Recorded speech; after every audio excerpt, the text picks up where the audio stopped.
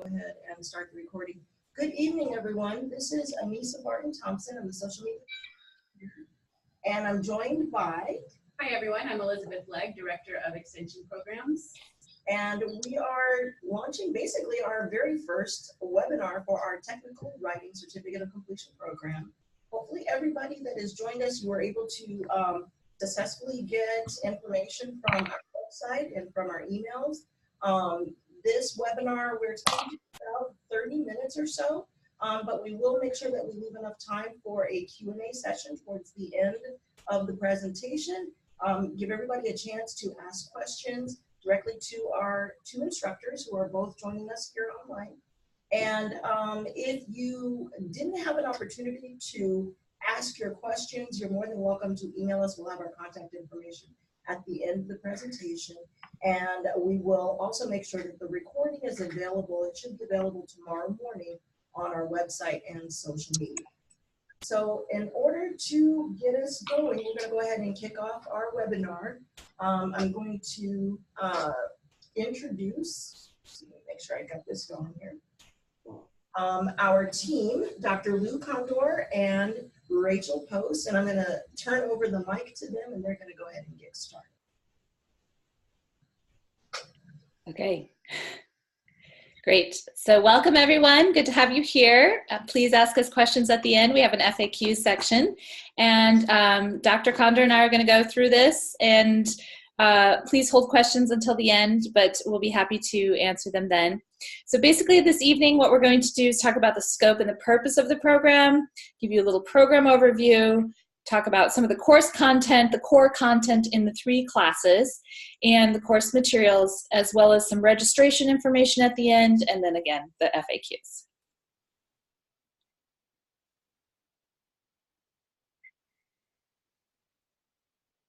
Can you move to the next slide? I don't think I can do it. Oh, there we are. Okay, so just starting out, a little bit about the scope and purpose. Really, a lot of technical writing comes down to who's the audience. If it's a super technical audience of engineers, you have to have a certain writing style for that. If it's for a lay person, it's different. So we really start with the core of the matter. Who is the audience? And then the program has a real practicum orientation, which means we really focus on creating portfolios, things you can use to help you find jobs, and things you can use within your jobs. And Dr. Kondor is going to talk a little bit more about that because she focuses a lot on portfolio pieces in her last 2 classes. Yeah, and I'll talk about those when we go over to the class overviews. But one of the things I want to talk about a little bit is employment opportunities. According to Indeed website, which is a job website, there are more than 8,275 technical writing jobs right now available. And these jobs are available from New York to Kansas City to San Diego. Now, the Bureau of Labor Statistics even states the average pay is $70,000 for a technical writer, with an increased growth of between 2016 and 2026 of 11% in that field. So there are more jobs being created every day. This is a really important aspect of technical writing, that it also isn't just you're a writer, but there's a lot of opportunity for work and to do what you like, to work in areas that you like. In the industry outlook, when you can look at the jobs, it's one of the few fields that you can actually tailor your job. You can be freelance, you can be contract, you can be staff, you can be full-time, part-time, and you can work remote if you'd like to. It covers a massive amount of fields, including chemical, process and industry, nuclear, pharmaceutical, medical, utilities, entertainment, software, IT, government, NASA, legal, manufacturing. I mean, it covers many fields. So you have the choice of where you want to go in the next, X amount of years with your writing. So that's something to keep in mind. Now I'm going to turn it over to Racheal again. She's going to go over the program overview. So basically, this is just very broad, and we'll get into specifics in a moment as we go through our courses. But each course is 9 weeks long. There's 3 of them that complete the whole program. Now, the certificate is awarded for completion of all 3 courses, and with special permission, sometimes students who've had a lot of experience can do a couple of courses at the same time, and that's just something you just need instructor permission. But if you're experienced, we both give that. It's not a problem. And the courses are asynchronous, which means you don't have to log in at any specific time. We have students from all over the world. They are in different time zones, and the course is created to be flexible like that. You'll have weekly due dates and deadlines, but those are on a weekly schedule and not, you don't have to be attending a video every Monday night or something like that. That's not how the course is set up. So it's very flexible for working individuals, for people who are doing other things, or in different time zones. It's very flexible like that. So let's go on, dive into the fundamentals course, which is the course that I teach. It's the first course in the program. And this is, as it says, fundamentals. It's the basics, getting down to ethics and legal, how to write collaboratively with, that's a hard word to say, how to write with your peers, and the roles of subject matter experts. You're always working with different people in different subjects. As a technical writer, you learn a lot, and it's important to know how to work with experts in your topic field. You may not understand aerospace engineering, but your experts will, and you need to translate that into your writing. So that kind of brings us into the audience analysis, who's reading the documentation that you're creating. And like I mentioned earlier in the program, audience is very important in technical writing. And then we talk about a little bit about emphasizing important information. What do you need them to know? If it's a technical manual, this is very important. It could be a safety issue, right? So that's part of the program. Information organization, a bit of persuasion, then all the good stuff of the basics of grammar, sentences, chunking information, putting in a good format, and headings and formatting are very important. How it looks, how it can be scanned, all of that. Let's move on to the next slide. And a little bit more, we're doing some designing print and online documents. So the program also does digital stuff, and Dr. Kondor will talk about that a little bit more in her class. So it's not just about old school print documents or manuals that are paper. It's definitely up to date. We do some data visualization, analyzing charts and graphs, seeing how information is presented visually, and how that informs our writing as well. So, and then we get a little bit into technical writing job applications at the end. But that's a quick overview of the first course. It's pretty basic. It covers a lot of bases and really gives you a firm foundation for the next 2 courses in the sequence. Next slide, please. And so just a little bit about the assignments in the first course. We do a case study of related to cultural settings, and we analyze charts and graphs, as I mentioned. We do some data sheet critiquing, understanding data, how it's presented, how it could be presented better. It's really big these days with big data. And we do a little bit about resumes and cover letters at the end for job seekers. Everything in discussions is due weekly, and formal assignments are due every other week. So there's about 4 assignments in my class for the 9-week course. And now Dr. Kondor will talk about the next course in the sequence. I teach the Advanced Technical Communications course, and we cover a lot of material during this course. I start off with having you create a graphic that displays data. This is kind of fundamental to the majority of the graphics that you'll ever create. And it seems sort of remedial, but it's very useful to do, especially if you haven't done it before. And as we're doing that through the course, we analyze our audience again. It's always really important to know who you're writing for, and the material that you need to get in and hand it to your client. Now, when we work with subject matter experts, I kind of try to expand on this, and I want you to think more about what questions would you ask in performing these interviews, because no one's ever expecting you to know everything there is to know about a technical subject. That's just not possible. But what you do is you ask experts who really know, and then you take that information and you make it into a readable document, whether it's a web page or a printed piece of material or just basically a PDF file. You make it into something that people can use to take that information and be able to do what they need to do with it. Now, I give you a little introduction to style guides and templates. Many companies use style guides, for example, APA, MLA. There's a whole bunch of other ones. CMOS, which is Chicago Manual Style. There are templates. Many companies have their own templates because they want to look and feel that looks continuous throughout all the company documentation. And then I go, as part of that, I go through outlining and planning your scope of your documentation. You don't want to overwrite something because you're sometimes under time pressure, so you want to write just the right amount of material. Next slide, please.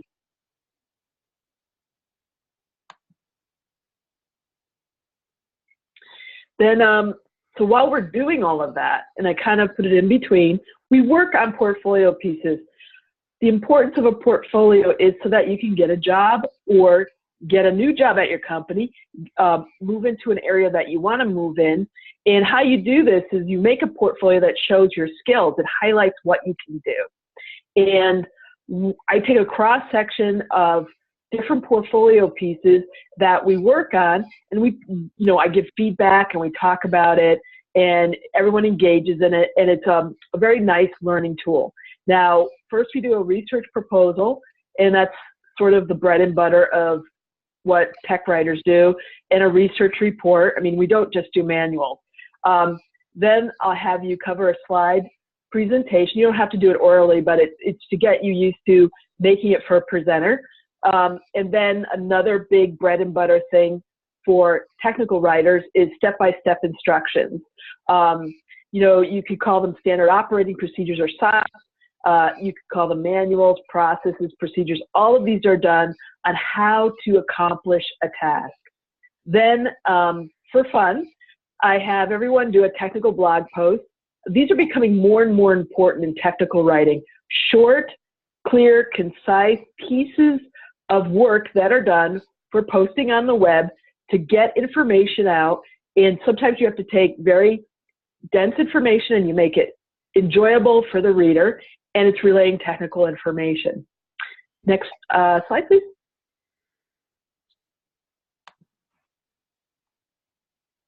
So when we complete that course, you will have a portfolio.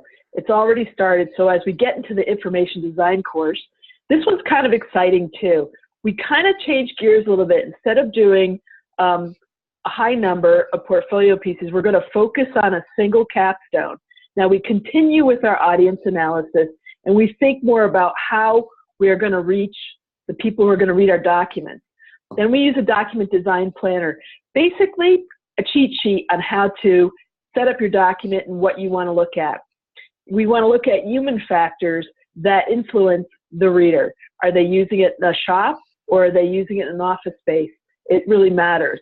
And I like to cover tools for global audiences. Now, I do a discussion of mental models and visual culture. These are important because depending on where you are in the world, you'll see things or perceive things differently based on your experiences. And so we want to make our documents that are useful for not just the US, but the global economy and market today. And this is really a handy tool to have. It makes you very valuable as a worker. Next slide.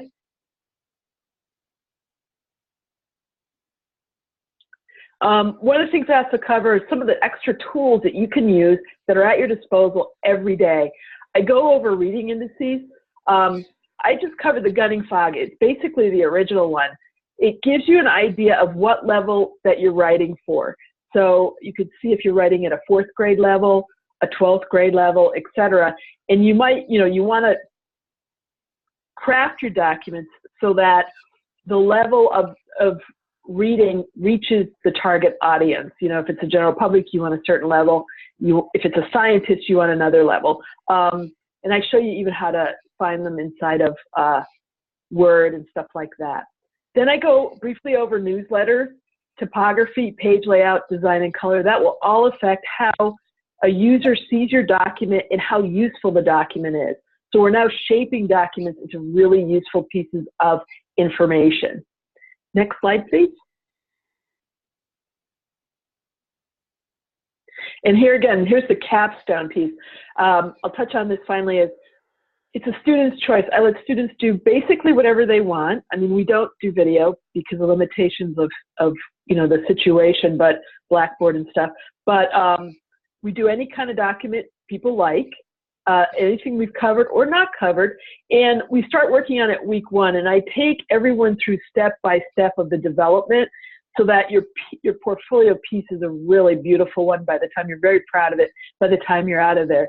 And we work all the way on to the end, and it just winds up being a great piece.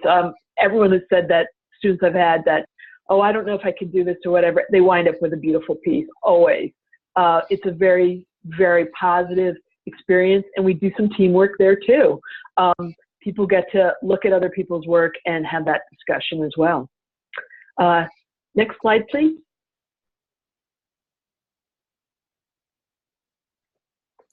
Now I'm going to turn it over to Rachel. She's going to go over the course materials and the required text. Okay, so basically all of the materials are posted on Blackboard. That is the online learning tool that we use, and you get login credentials once you're registered. You can find all this on the web as well, so don't worry about it. You can find it online. The required textbooks, and please be aware we really use, we're very careful about what we select, and we try to go with the latest edition, but we support prior editions, mainly because of cost and also because there aren't a lot of changes in each edition. So it's essentially the same textbook with a few chapters switched around or maybe some other exercises. So as of now, we're on the 12th edition by Racheal, and you use that textbook, you buy it once, use it in all of our classes. And there are a few other, one required textbook that's also in the last class, the information design class, and that's about document design, which is important for that class. So we use a lot of online materials, personal experiences, and we draw from a lot of different sources. So that's where the course materials are coming from. And then we recommend a handbook for technical writers, which is very helpful. And again, all this stuff will be on your syllabus. You'll get all this information before the course starts. But I think the main takeaway here is that you buy the main textbook, Technical Communication, use it throughout the whole course set, and that's it. There's not a lot of other materials, another book here and there. Let's go to the next slide. And then here's more information about how to register and the registration hours as well. You can find this on the web, and take a note of the URL below. Again, your student login will be there once you register for the first class. And if you have any questions, please call that number, the 310 number, and you'll speak with someone directly. And we'd be happy to have you in our classes. Okay, and I think our last slide, Dr. Kondor will talk a little bit more about some of the FAQs we frequently receive, and then we'll open it up to questions. We want to hear from you as well. Thank you, Rachel. Now, one of the questions is, are the courses fully online? Yes, they are. There's no campus attendance. I've had students from all over the world in the past, from Russia, from Europe, from anywhere in the U.S., New York, Chicago, it doesn't matter. It's very easy to get on, and I'm not tied to anything that's like you have to be at a certain time or anything like that. No, it's just like basically a whole week of deadlines. So you can post whenever you want. And that leads into the next. Classes really aren't self-paced because we want you to stay on schedule. We want you to create those awesome portfolio pieces and keep that learning flowing. So each week we say, the works, there's a deadline. For me, I generally work with students. I say, if you can't deliver, tell me, when can you post your material? Just let me know. This way everybody keeps in contact. And it works quite well. We all keep in contact by email and posting. Is the program open to international students? Absolutely. Like I said, had students from Russia to Germany to all over the world. So it's a very good program for that. Is there a scheduled video conference or webinar I need to watch? Nope. The class is all asynchronous. I do post some videos, and you can watch them whenever you want. If you really need to contact me, I can do, some web chat if you need that, but it's up to the student. And most people don't need to have that immediate chat unless there's some issue. So it all works out. All material is posted on Blackboard. There's examples of manuals and things I post. I have, handouts, whatever you need. I have it there, examples of work that needs to be done. For software, we kind of leave it up to you, but all you need to know is that you need to output a format that's either PDF, which is like Adobe's Acrobat, right? It's an RTF, a doc, or a doc, which are basically Word output. But there's a lot of programs out there. There's some free ones too that you can use. Just so long as it outputs one of those file formats, it's really handy for us. And next slide, please. I think that's it for most of the stuff. I think there's questions now. Yeah, anybody got any questions? We do have a few questions that came in over the last few weeks. Our first question is, how can I tie my journalism, blogging, and social media skills into a technical writing career? Do you want me to answer that? Sure. I do. I can answer that. Currently, I'm a technical marketer. I know that sounds really weird. I do a lot of technical writing doing that, so I write manuals and data sheets, but I also do a tremendous amount of white papers and blogging and social media for a process industry company, which means it's in the oil and gas industry. What you're doing is you're pushing out that information.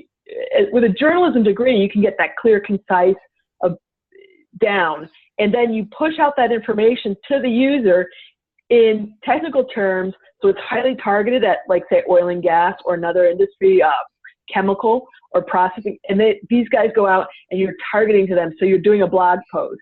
I do a blog post every day. So yes, you can absolutely apply those skills. That's awesome. Okay, and kind of along those same lines. Let me add one thing to that before we move on, if you don't mind. Just my background as a journalist as well, and journalists are concise, as Dr. Kondor said. We're really good at research too, so we can find the information, and we know how to talk to people, which is important for technical writing and working with subject matter experts. And I just want to add that over the years teaching technical writing and working in the field, I've just seen so much convergence with social media, with blogging. As Lou said, I mean, all of these things are always coming together, and we live in a digital world. So like I said at the beginning, technical writing isn't just writing a document, a manual that you're going to have with paper. Like, things have evolved so much and emerged and converged. So it's all connected. Very cool. I think, sorry, I didn't mean to cut you off earlier. This question will kind of segue into the next one, and both of you can answer as well. What do you see as the most unusual crossover skill or industry that people are coming into technical writing with? I've seen everything. My students tend to get jobs. Okay, yeah. Go ahead, Rachel. Oh, I was just going to say, like, it really depends. There's so many different types of technical writing, right? Like, you have the technology field, you have all sorts of manufacturing, engineering industries, and biotech is huge, healthcare is huge. Like, there's just so many fields, and people can come from such a variety of backgrounds that's really dependent on the type of industry and focus. But the main skills, like I mentioned earlier, understanding your audience, writing well, concisely, understanding design and data, those are translate to all sorts of industries. Anything to add? I've even seen fashion industry have tech writers. That sounds fun. Another It does. that we had come in over the chat is along the same lines, and it's regarding within the entertainment industry, how specifically is technical writing used? Oh, I can answer that easy. Yeah, totally. I worked 8 years at Sony Pictures ImageWorks in Culver City, and we used it for their research and development. We would write, and actually I know DreamWorks has technical writers as well. They use them, they take and they invent their own custom software, and somebody has to write the documentation for that.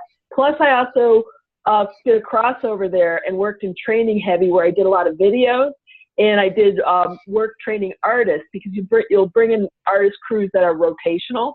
They're not there full time. They just come in for a particular movie, and they come in and they do the job, and they have to be trained quickly on very specific software packages that are custom. These custom software packages sort of highlight a studio's ability to make something look really amazing. Like example, water. So they'll have a very special custom package. And then Sony will actually open source some of its stuff, and it will also sell other packages. So. Okay, here's another question. Are there professional certifications I should be worried about getting in order to become a professional technical writer, or does this certificate give me all the skills that I need? Well, I can answer that too. This certificate basically does it really well. I think this certificate's better than a lot of the other ones. I actually got mine at UCLA before they got rid of the program. But one of the things I learned there was you want practical portfolio pieces. Some certs are theoretical or academic. Those are nice, but they don't really translate into getting a job right away. You still need that portfolio. And I'm more than willing to answer any questions on the side of how do you get a job, how do you interview. I've done that for a lot of students who've gotten the job done. I think last semester or the semester before, I had a student who had a journalism background, and they got a job with Metro North in the East Coast. So, I helped them through that interview. Okay, do you have any last pointers or information that you wanted to share before we come to the end of our presentation? I'll just say, we keep evolving the program as technology evolves, as the needs in the industry evolve. As Dr. Kondor was mentioning, she's doing technical blogging now. There's always going to be additions and changes as we go along to keep up with demand and what's out there. So, it's not a stagnant program by any means. We're constantly evolving. That's very true. We do have one last question that came in from Joy Childs. I'm currently a technical editor, and I'm interested in this course because Indeed.com has tons more writer jobs than editor jobs. What specifically can this course teach me? If this person is already in a technical writing position. I get a lot of students that take my courses because they want to have people look at their work. If you work at a single company for a long time, you sort of get insular and you don't really see the changes happening out in some businesses. So we try to go over everything, and we have discussions, and just in the basics to improve what you want to see. And of course, even as an editor, they'll still need the portfolio to go out there to be a technical writer, so they can work on some pieces that they really want to. Yeah, in addition, I've had students coming into the class who are currently technical writers or technical editors, but they want to switch over to a different type of industry, right? They may have experience in software engineering, and they want to switch over to healthcare or biotech or some other area that's growing really quickly, and they've seen a demand. So it's a way of kind of freshening up the skill set and thinking in creative ways about how to do that. And we really work with students on an individual basis. And by the time they get through Lou's classes, they're really hands-on and have had a lot of attention on what they specifically want to focus on. I mean, you can feel free to have people email me at the school. If they have questions on the side, I usually get them and I answer them. And along those lines, we actually wanted to make sure that everybody has our contact information. So in order to learn more about the program specifically, including schedules, specific instructor contact information, any details about locations, any specific questions that you have, including FAQs, you can visit csudh.edu/CEIE/technical-writing. And you're also welcome to post helpful information and questions and anything that you'd like to share regarding technical writing to our Facebook account at facebook.com/CSUDH Technical Writing. And we also have a LinkedIn group specifically for technical writers. And both Dr. Kondor and Ms. Post are members and admins on those accounts. And they will be happy to answer any questions that you have there. So we just wanted to tell everybody thank you again for joining us. And we appreciate your time, and we look forward to helping you build out your technical writing career. And please get in touch with our college if you have any questions. Thank you, everybody.